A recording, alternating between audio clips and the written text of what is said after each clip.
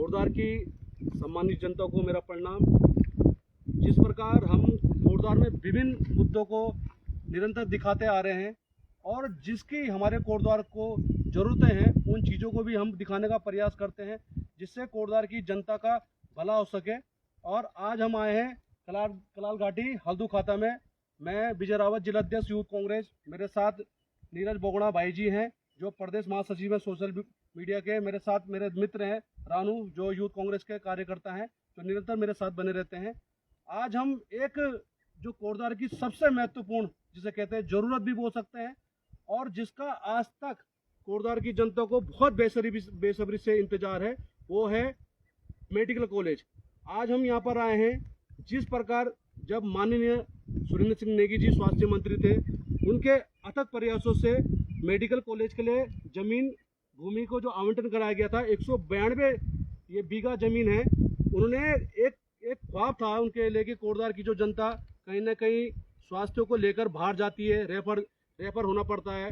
जो हमारी कोटद्वार की जनता है, चाहे आसपास के गांव हैं, हमारे आसपास के जो ब्लॉक हैं, कई ग्रामीण लोगों को हो गए, चाहे कोटद्वार की जनता को कहीं ना कहीं बाहर जाना पड़ता था अपने स्वास्थ्य को लेकर। तो उनका एक विजन, एक सोच था कि यहाँ पर एक कोटद्वार में मेडिकल कॉलेज बनाया जाए जिससे जो हमारी स्वास्थ्य को लेकर समस्या है उसका कहीं ना कहीं हल हो सके। और उन्होंने इसी प्रयास में 192 जो बीघा जमीन है कलाल घाटी हल्दू खातों में, इसको आवंटन कराया, स्वीकृत कराया। कहीं ना कहीं आप देख रहे होंगे जब उस स्वास्थ्य मंत्री थे तो कहीं ना कहीं उसके लिए एक सोच था, उनका एक विजन था जिसके लिए कहीं ना कहीं उन्हें जब कहते हैं मेडिकल कॉलेज बनाने के लिए कम से कम 300 बेड का हॉस्पिटल चाहिए होता है। तो उन्होंने अपने अगत प्रयासों से आप देख रहे होंगे जो हमारा संयुक्त अस्पताल है जो आज बेस हॉस्पिटल के बन चुका है, 300 बेड का वो हॉस्पिटल बन चुका है। परंतु जब ये लास्ट समय चल रहा था मेडिकल कॉलेज के लिए तो उन्होंने एक प्रयास किया था और इसके लिए ज़मीन भी भूमि हो गई थी, ये स्वीकृत भी हो चुका था। और कम से कम यहाँ पर उन्होंने जो पहली किस्त थी 4 करोड़ की यहाँ पर लागत आई थी। तो जिस प्रकार यहाँ पर एक ट्यूबवेल बना था और कहीं ना कहीं आप देख रहे होंगे जो मेडिकल कॉलेज की 192 बीघा जमीन है तो चारों तरफ इसमें दीवार बन चुकी थी।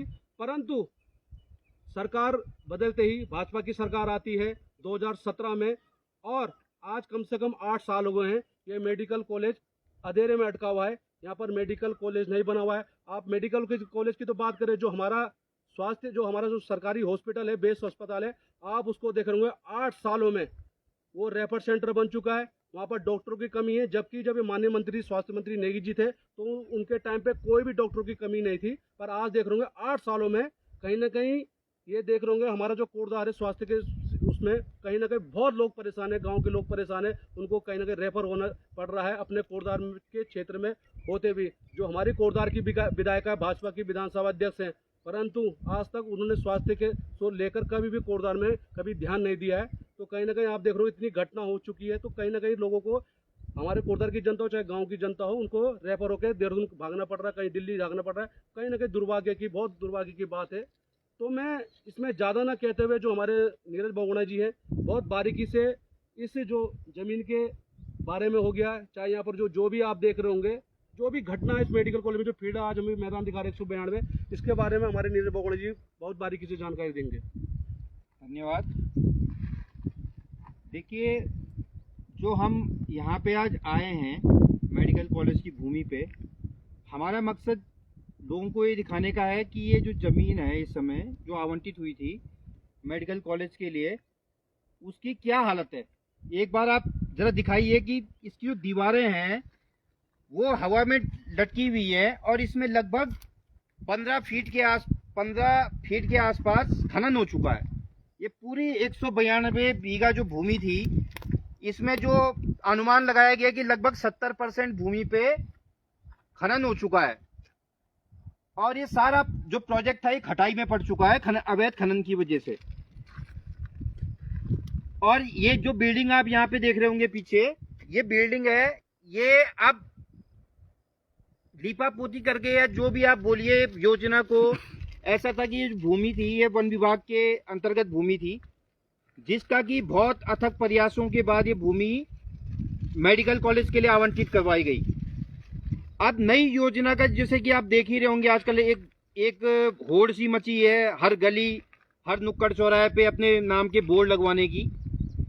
तो उसी का एक पार्ट है कि इतनी महत्वाकांक्षी जो योजना थी मेडिकल कॉलेज की, वो तो नहीं बन पाई, पर उसकी जगह में एक आयुर्वेदिक जो छोटा सा हॉस्पिटल है वो बनाया जा रहा है। देखिए, इसमें बहुत सारे नॉर्म्स प्रोटोकॉल्स होते हैं जो फॉलो करने होते हैं जब कहीं पे किसी जिले में मेडिकल कॉलेज बनता है। जैसे कि सबसे पहले जो विजय भाई ने बताया कि एक अच्छा बेस हॉस्पिटल होना चाहिए, जिसकी लगभग 300 से 500 बेड का आपके पास पहले से एक हॉस्पिटल होना चाहिए, जिसको आदरणीय सुरेंद्र सिंह नेगी जी ने अपग्रेड करके उसको बेस हॉस्पिटल बनाया था, संयुक्त चिकित्सालय को। दूसरा इसमें जो होता है कि जो आपका बेस हॉस्पिटल है उससे मेडिकल कॉलेज की दूरी 10 किलोमीटर से ज़्यादा नहीं होनी चाहिए। इस दूरी को कम करने के लिए डीडी कॉलेज से कलाल घाटी के लिए 3 पुल बनाए गए थे, 3 पुल स्वीकृत कराए गए थे, जिसमें कि 2 पुल अभी बन के तैयार भी हो चुके हैं, जिसका कुछ ही समय पहले अभी शिलान्यास भी किया है स्थानीय विधायक ने। तो मेरा कहने का सिर्फ जो हमारा दिखाने का यहाँ पे मतलब यही है कि आप देखिए कि कैसे एक इतनी बड़ी महत्वाकांक्षी योजना को खटाई में डाल के एक छोटा सा यहाँ पे हॉस्पिटल बनाया जा रहा है आयुर्वेदिक, और जो हमारा बेस हॉस्पिटल है उसकी जो व्यवस्थाएं हैं वो तो किससे छुपी नहीं है कि वो एक बेस हॉस्पिटल नहीं है, अब एक रेफर सेंटर बन के रह गया है। आप हर गली में जाएंगे, चौराहे में जाएंगे, आप देखेंगे कि योजनाओं के बोर्ड लगाए जा रहे हैं। कुछ हमारे क्या पता, हो सकता है कि यहाँ पे भी कोई बोर्ड लगा हो, क्योंकि आजकल जो हमें देखने को मिल रहा है कि जगह जगह से बोर्ड अब हटाए और छुपाए जा रहे हैं या उनकी पुताई की जा रही है। तो ये बहुत शर्म की बात है हमारे लिए भी कि ये इतनी अच्छी महत्वाकांक्षी योजना थी और इसको खटाई में डाल के एक छोटा सा दिखावे के तौर पे एक हॉस्पिटल बनाया जा रहा है। तो हमारे नीरज बोगना जी ने बहुत अच्छी जानकारी दी है।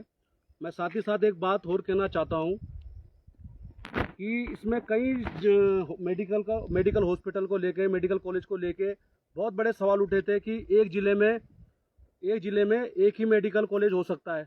पर मैं भाजपा को एक बात कहना चाहता हूँ, ये कहीं ना कहीं एक आप केवल इस ज़मीन को कहीं ना कहीं आपको गुमराह करना था, कहीं ना कहीं इसको खनन की भेंट चढ़ाना था, तो आपने इसको चढ़ा दिया। ऐसा कुछ नहीं है। अगर ऐसा होता तो जो माननीय मंत्री सुरेंद्र सिंह नेगी जी थे, तो उन्होंने ऐसी ये ज़मीन कैसे उपलब्ध करा दी, आवंटन कैसे करा दी मेडिकल कॉलेज के लिए। यहाँ पर उन्होंने दीवार भी बना दी थी, ट्यूबवेल भी बना दिया था, और कहीं ना कहीं जो कहते हैं नॉर्म्स थे कि 300 लगभग 500 बेड का हॉस्पिटल होना चाहिए, तो उन्होंने 300 बेड का हॉस्पिटल भी कहीं ना कहीं जो पहला हमारा संयुक्त हॉस्पिटल था उसको 300 बेड का हॉस्पिटल बनाया। तो कहीं ना कहीं उन्होंने भी तो प्रयास किया। मुझे लगता अगर कांग्रेस की सरकार होती तो ये कभी ये बात हमको सुनने में नहीं सुनाई देती कि कहीं ना कहीं एक ज़िले में 2 मेडिकल कॉलेज नहीं बनते। अगर नेगी जी होते तो ये मेडिकल कॉलेज भी बनता।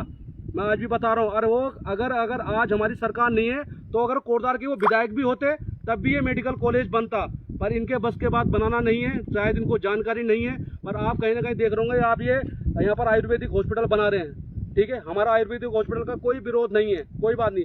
पर यहाँ प्राथमिकता जो है, यहाँ सबसे बड़ी समस्या जो है, हमको रियल में इस कोटद्वार की जनता को बोलो चाहे गाँव की जनता को बोलो, मेडिकल कॉलेज होना बहुत ज़रूरी था, जिससे हम लोगों को कहीं ना कहीं कोटद्वार की जनता को, चाहे गांव के जो हमारे आसपास गांव के क्षेत्र है, इनको कहीं ना कहीं ना देहरादून जाना पड़ता ना दिल्ली जाना पड़ता, यही सारा उपचार हो जाता है, यही सबको फैसिलिटी मिल जाती, सुविधाएं मिल जाती, और कहीं ना कहीं उनको नहीं भटकना पड़ता। पर इन्होंने कहीं ना कहीं एक हवाला दिया है कि एक ज़िले में कहते हैं 2 मेडिकल कॉलेज बनते, ये कहीं ना कहीं मैं इसको झूठ साबित करता हूँ, क्योंकि बन सकते थे तभी नेगी जी यहाँ पर बना रहे थे। कांग्रेस की सरकार क्यों बना रही थी, और आपकी सरकार आते ही आपने 8 साल 5 साल 17 जब जैसी भाजपा की सरकार आई 2017 में, तो पूरा खनन का भेंट चढ़ गया। आपने दिखा दिया है इसको, देख रहे होंगे गड्ढा पूरा करोड़ों का जो यहाँ पर संपत्ति थी खनन करके कहीं ना कहीं अपनी सरकार को फायदा पहुंचाया है। तो ये कहीं ना कहीं ये जो सरकार है ये केवल झूठ बोलती है। और मैं आज भी कहता हूँ, मैं एक बात और कहना चाहता हूँ जो बहुत जरूरी बात थी, जब कोटद्वार में रितु खंडूरी चुनाव लड़ रही थी तो उनका जो संकल्प था, जो उनका संकल्प पत्र था, 41 उसमें वादे थे। तो सबसे पहला वादा था कि इस कोटद्वार को जिला बनाएंगे। तो क्यों नहीं बनाया आपने जिला, जो आज आप इसको हवाला दे रहे हैं कि एक जिले में केवल एक ही मेडिकल कॉलेज हो सकता है, 2 नहीं हो सकते हैं, पर आपने, चलो मैं मानता हूँ, अगर आपकी बात ये सही है तो आपने इसको कोटद्वार को जिला क्यों नहीं बनाया अभी तक? आपका कार्यकाल भी खत्म होने वाला है। दीदी जी, लोगों को गुमराह मत करिए, बेवकूफ मत बनाइए। यहाँ के कोटद्वार को मेडिकल कॉलेज की जरूरत है। हम आपसे विनती भी करते हैं, आग्रह भी करते हैं। हम इसलिए कर रहे हैं क्योंकि हमें कोटद्वार की जनता का कहीं ना कहीं उनका हमको चिंता है, गाँव के लोगों की चिंता है।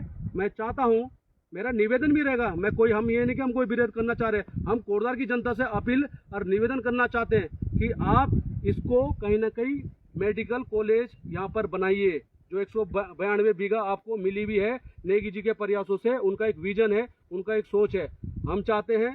और मेरा एक लास्ट में निवेदन रहेगा, मैं कोटद्वार की जनता को जगाने का प्रयास भी करता हूँ। मेरा नारा होता है जागो उत्तराखंड, जागो कोटद्वार। तो मैं चाहता हूँ कि जो हमारी कोटद्वार की जनता भी है, तो कहीं ना कहीं जो मेडिकल कॉलेज के लिए जमीन आवंटन हुई थी, तो आप लोगों को भी कहीं ना कहीं आवाज़ उठानी पड़ेगी, अपने लिए, दूसरों के लिए, अपने आने वाले भविष्यों के लिए, बच्चों के लिए, सबके लिए, कि हम चाहते हैं कि इस कोटद्वार के अंदर जो एक कलाल घाटी हल्दू खाता में जो 192 बीघा नेगी जी ने आवंटन कराई थी, तो इसमें मेडिकल कॉलेज बने।